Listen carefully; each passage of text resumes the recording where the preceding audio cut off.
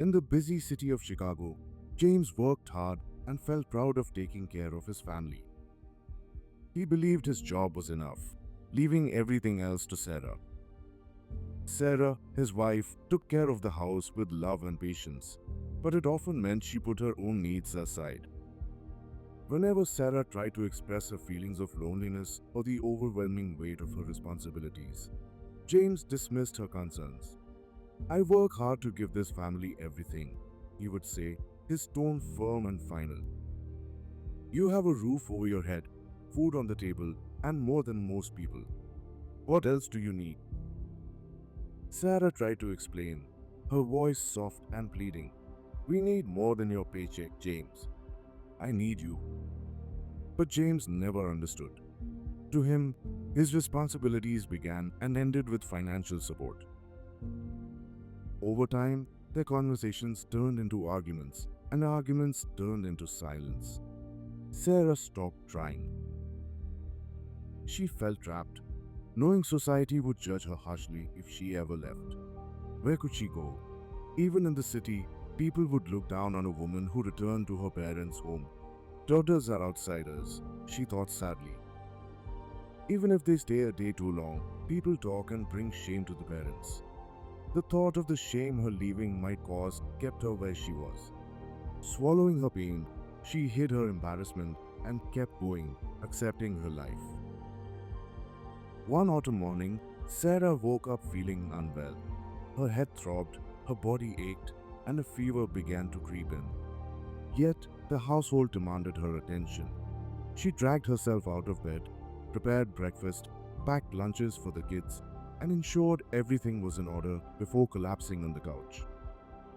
James noticed her pale face as he grabbed his coffee and car keys. "You don't look great. Go see a doctor," he said casually before heading out, his mind already focused on the day's meetings. By evening, Sarah's fever had worsened. She called James, her voice trembling with exhaustion. "I'm not feeling well," she said. "I will grab some medicine on my way back," he replied. And he did. When he got home, he placed the medicine on the kitchen counter and said, "Take this. You will feel better." Then he left her alone. To him, he had done enough. That night, Sarah lay awake, clutching her stomach as the fever consumed her. Her body shook with chills, but no one was there to comfort her. Tears streamed down her face as she whispered, "I need help," but her words faded into the silent night. In the next room, James slept peacefully, unaware of her suffering. By morning, Sarah was too weak to get out of bed. Her fever had spiked dangerously high, and she could barely speak. Jim's mother, who lived with them, noticed Sarah's worsening condition and called her son. "Sarah's really sick," she said sternly. "You need to come home now."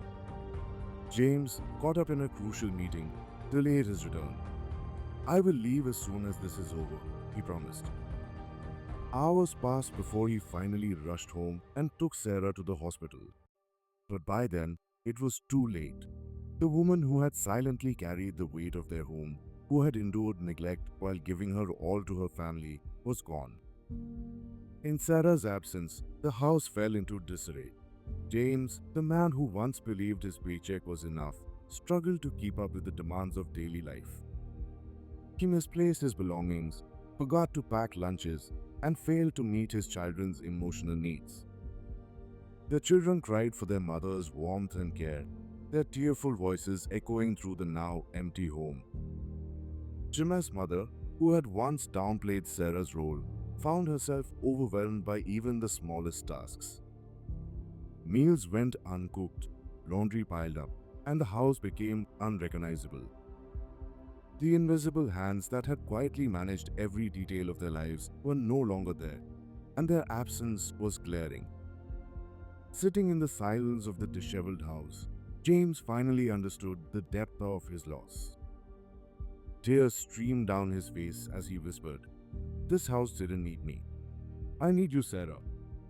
We often overlook the silent sacrifices of our loved ones.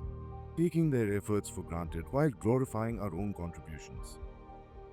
Relationships thrive on mutual respect, care, and acknowledgement, not just financial support or authority.